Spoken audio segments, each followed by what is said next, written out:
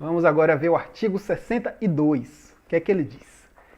Comprovado o interesse público na utilização de qualquer dos bens de que trata o artigo 61, que acabamos de ver, os órgãos de polícia judiciária, militar e rodoviária poderão deles fazer uso. Fazer uso de quê? Dos bens de que trata o artigo 61.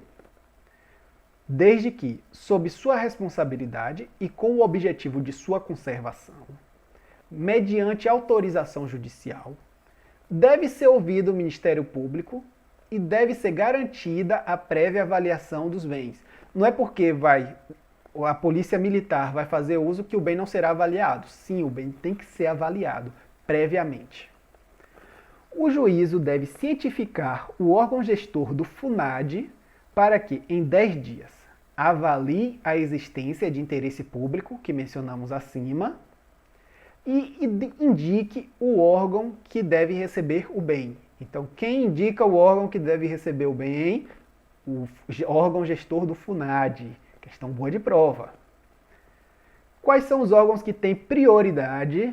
Os órgãos de segurança pública que participaram da investigação e da repressão ao crime que deu causa à medida. Então, o órgão de segurança pública que participou daquela investigação tem prioridade para utilizar os bens fruto daquele processo. Ainda no artigo 62, a autorização judicial de uso de bens deverá conter a descrição do bem e respectiva avaliação, lembra, precisa de avaliação prévia, e indicar o órgão responsável por sua utilização. Isso aqui deve estar na autorização judicial de uso de bens. O órgão responsável pela utilização do bem deverá enviar ao juiz informações sobre seu estado de conservação. Ele deve provar que está conservando o bem, que está mantendo sua responsabilidade de conservação, periodicamente ou a qualquer momento, quando o juiz solicitar.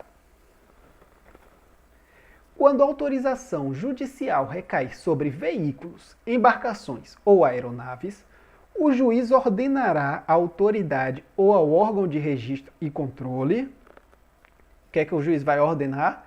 A expedição de certificado provisório de registro e licenciamento em favor do órgão ao qual tenha deferido o uso ou custódia.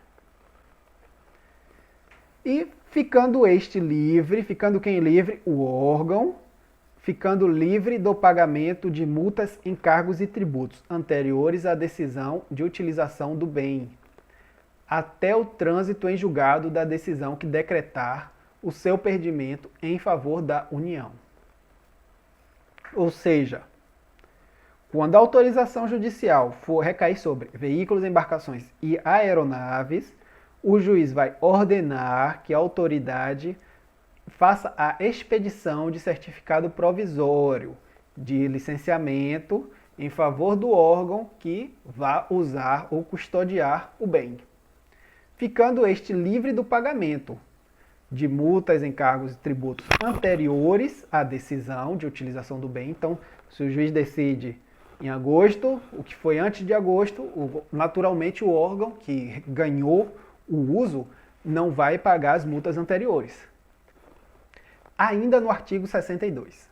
Na hipótese de levantamento, se houver indicação de que os bens utilizados na forma deste artigo sofreram depreciação superior à esperada, em razão do transcurso do tempo e do uso, poderá o interessado requerer nova avaliação judicial.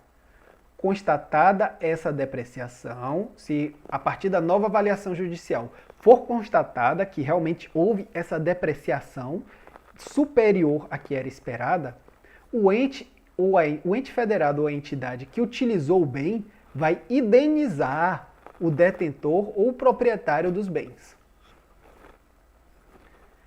Artigo 62-A.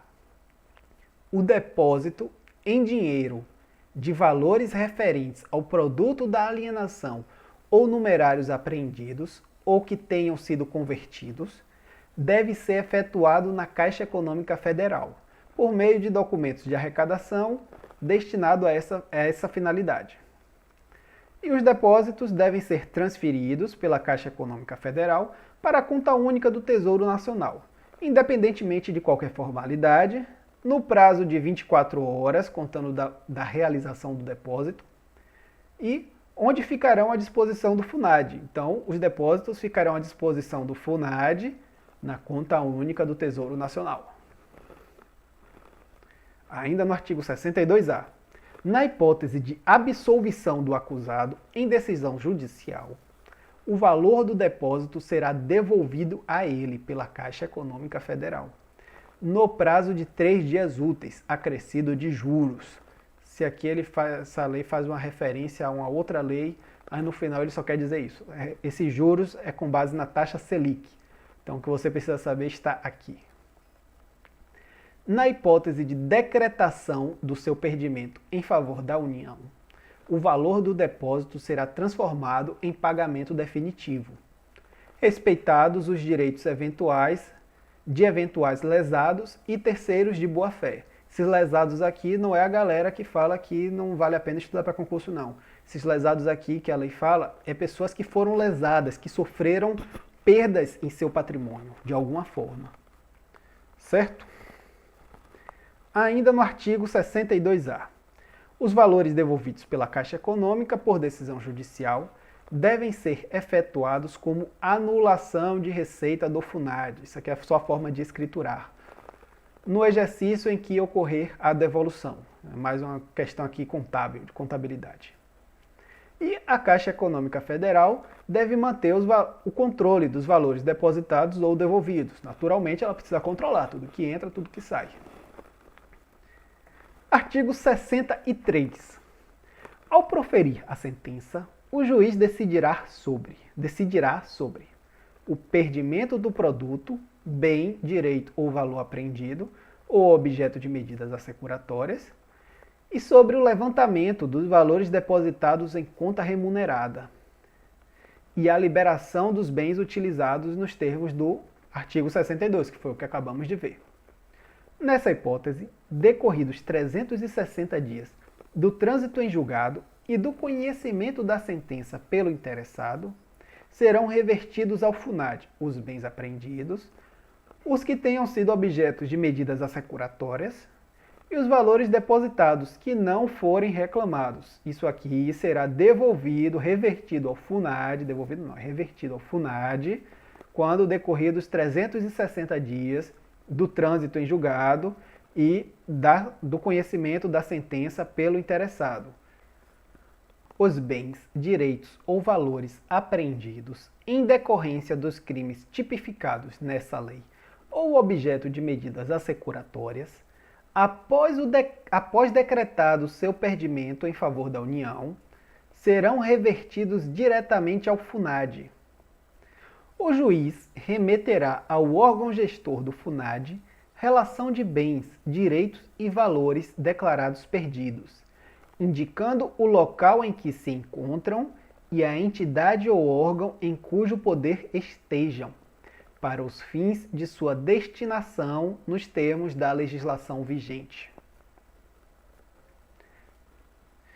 Transitada em julgado a sentença condenatória, o juiz do processo, de ofício ou a requerimento do Ministério Público, remeterá à SENAD relação dos bens, direitos e valores declarados perdidos em favor da União, indicando, quanto aos bens, o local em que se encontram e a entidade ou órgão em cujo poder estejam, para os fins de sua destinação nos termos da legislação vigente. Antes de encaminhar os bens ao órgão gestor do FUNAD, o juiz deve ordenar às secretarias de Fazenda e aos órgãos de registro e controle que efetuem as averbações necessárias, caso não tenham sido realizadas quando ocorreu a apreensão, e determinar, no caso de imóveis, o registro de propriedade em favor da União. Aonde ocorre isso? No cartório de registro de imóveis competentes, nos termos do caput e parágrafo único do artigo 243 da Constituição Federal, que eu trouxe aqui mais a título de curiosidade, de contextualização, mas isso não é muito concursável não. O artigo 243 diz que as propriedades rurais e urbanas de qualquer região do país, onde forem localizadas culturas ilegais de plantas psicotrópicas ou a exploração de trabalho escravo na forma da lei, serão expropriadas e destinadas à reforma agrária e a programas de habitação popular, sem qualquer indenização ao proprietário e sem prejuízo de outras sanções previstas em lei, observado no que couber o artigo 5º. Desculpe, isso é concursável sim. Eu confundi, fiz uma confusão com outra coisa aqui. E o parágrafo único desse artigo 243 fala: todo e qualquer bem de valor econômico apreendido em decorrência do tráfico ilícito de entorpecentes e drogas afins e da exploração de trabalho escravo será confiscado e revertido a fundo especial com destinação específica, na forma da lei. Então, essas são as duas coisas que o juiz deve fazer: determinar esse registro de propriedade do bem em favor da União e ordenar esse registro de controle. Ordenar às secretarias da Fazenda e aos órgãos de registro e controle que efetuem as averbações necessárias. E sobre essa determinação, no caso de imóveis, do registro de propriedade em favor da União, não coloquei nesse slide porque ele já ficou bem cheio com esse artigo 243 da CF. Sobre isso aqui, essa competência aqui do juiz de determinar, no caso de imóveis, o registro de propriedade em favor da União, isso ocorre isso ocorre junto com o afastamento da responsabilidade de terceiros, essa prevista no inciso 6 do caput do artigo 134 do CTN, vamos falar dele já já, bem como determinar, além de determinar esse registro de propriedade, também vai determinar que a Secretaria de Coordenação e Governança do Patrimônio da União incorpore a incorporação e entrega do imóvel, tornando-o livre e desembaraçado de quaisquer ônus para sua destinação. Sobre o inciso 6 do artigo 134 do CTN, ele trata da seguinte responsabilidade: nos casos de impossibilidade de exigência do cumprimento da obrigação principal pelo contribuinte, respondem solidariamente com este nos atos em que intervierem ou pelas omissões de que forem responsáveis os tabeliões, escrivães e demais serventuários de ofício, pelos tributos devidos sobre os atos praticados por eles ou perante eles, em razão do seu ofício. Então essa responsabilidade dos tabeliões, escrivães e demais serventuários de ofício ficará afastada, certo? Vamos ver agora os artigos 63A e 63B. Começando pelo 63A. Nenhum pedido de restituição será conhecido sem o comparecimento pessoal do acusado, podendo o juiz determinar a prática de atos necessários à conservação dos bens, direitos ou valores. E 63B, o juiz determinará a liberação total ou parcial dos bens, direitos e objetos de medidas assecuratórias quando comprovada a licitude de sua origem, mantendo-se a constrição dos bens, direitos e valores necessários e suficientes à reparação dos danos e ao pagamento de prestações pecuniárias, multas e custas decorrentes da infração penal. Então o juiz ele vai determinar essa liberação dos bens, mas vai manter a constrição dos bens que sejam necessários e suficientes a pagar as custas que teve, né? A reparação dos danos e ao pagamento das prestações pecuniárias, multas e custas que foram decorrentes dessa infração penal. Artigo 63C fala do SENAD. O SENAD ele é órgão do Ministério da Justiça e Segurança Pública e ele tem a competência para proceder à destinação dos bens apreendidos que não foram leiloados em caráter cautelar, cujo perdimento seja decretado em favor da União, então o perdimento foi decretado em favor da União, por meio das seguintes modalidades. Então, como é que o Senad vai destinar os bens? Quais são as modalidades que o Senad vai usar para destinar os bens que foram apreendidos e não foram leiloados? Alienação, destruição, inutilização e incorporação ao patrimônio de órgão da administração pública, observadas as finalidades do FUNAD. E essa alienação ela deve ocorrer mediante licitação ou doação com encargo à entidade ou órgãos públicos, bem como a comunidades terapêuticas acolhedoras que contribuam para o alcance das finalidades do FUNAD, e venda direta, observado o disposto no inciso 2 do artigo 24 da 8666, que ninguém nunca ouviu falar dessa lei, gente boa. E o que é que diz esse inciso 2 do artigo 24 da 8666? É dispensável a licitação para outros serviços e compras de valor até 10% do limite previsto na linha A do inciso 2 do artigo anterior, enfim, o limite é 80 mil. Então, para compras de até 10% de 80 mil, ou seja, para compras de até 8 mil reais, e para alienações, é dispensável a licitação, nos casos previstos nesta lei, desde que não se refiram a parcelas de um mesmo serviço, compra ou alienação de maior vulto, que possa ser realizada de uma só vez. Ainda no artigo 63C, a alienação por meio de licitação deve ser realizada na modalidade leilão. Para quem? Para os bens móveis e imóveis, independentemente do valor de avaliação, isolado ou global, de bem ou de lotes, assegurada a venda pelo maior lance por preço não inferior a 50% da avaliação. O edital do leilão será amplamente divulgado em jornais de grande circulação e em sítios eletrônicos oficiais, principalmente no município em que será realizado, dispensada a publicação em diário oficial. Boa questão de prova aqui. É dispensada essa publicação em diário oficial. Nas alienações realizadas por meio de sistema eletrônico da administração pública, a publicidade será dada pelo sistema. A publicidade dada pelo sistema substituirá a publicação em diário oficial e em jornais de grande circulação.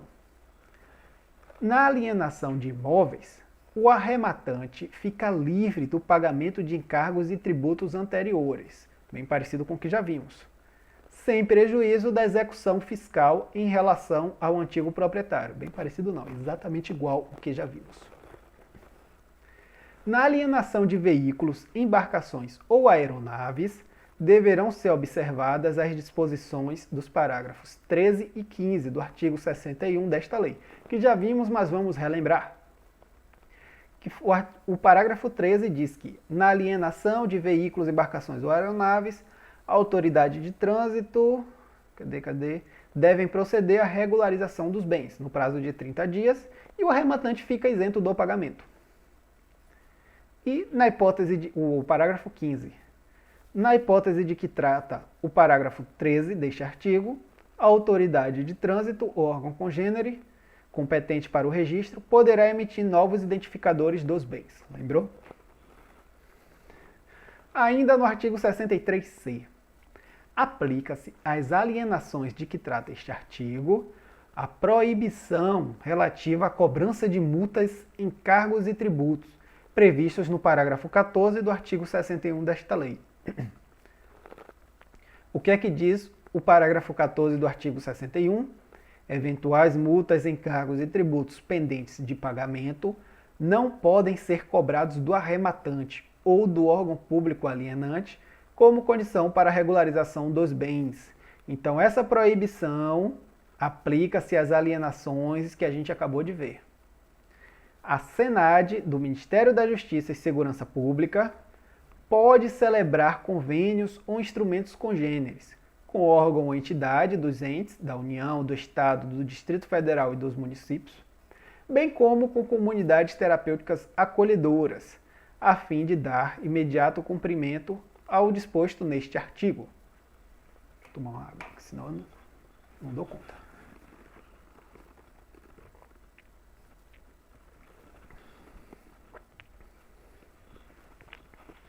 Ainda no artigo 63, observados os procedimentos licitatórios previstos em lei, fica autorizada a contratação da iniciativa privada para as ações de avaliação, administração e alienação dos bens. Então, a iniciativa privada pode ser contratada para executar essas ações de avaliação, administração e alienação dos bens. Artigo 63-D. Compete ao Ministério da Justiça e Segurança Pública regulamentar os procedimentos relativos à administração, à preservação e à destinação dos recursos provenientes de delitos e atos ilícitos e estabelecer os valores abaixo dos quais se deve proceder à sua destruição ou inutilização. O órgão ele não vai fazer uma licitação ou não vai ter todo um procedimento para fazer doar um produto que custa R$10. Então, abaixo disso, abaixo de R$10, por exemplo, um valor, claro que não é R$10, óbvio. Mas se fosse abaixo de R$10, deveria proceder à destruição ou inutilização do bem. Porque o custo de fazer qualquer coisa com esse bem vai ser maior do que o custo do próprio bem. 63 o produto da alienação dos bens apreendidos ou confiscados será revertido integralmente ao FUNAD, nos termos do parágrafo único do artigo 243 da Constituição Federal, já vimos. Vedada a subrogação sobre o valor da arrematação para saldar eventuais multas, encargos ou tributos pendentes de pagamento. Ou seja, é vedado que no valor que foi usado na arrematação, desse valor seja descontado aquelas multas, encargos e tributos que estejam pendentes de pagamento. Não pode haver esse desconto.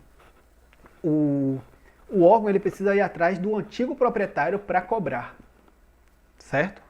E o disposto no caput deste artigo não prejudica o ajuizamento da execução fiscal em relação aos antigos devedores. Exatamente, tem que executar fiscalmente, tem que promover a execução fiscal contra os antigos devedores e não descontar do valor que foi pago na arrematação. Artigo 63F. Vai até usar esse aqui. Não, é brincadeira. Na hipótese de condenação por infrações às quais esta lei comine pena máxima superior a 6 anos de reclusão, poderá ser decretada a perda, como produto ou proveito do crime, dos bens correspondentes à diferença entre o valor do patrimônio do condenado e aquele compatível com seu rendimento ilícito.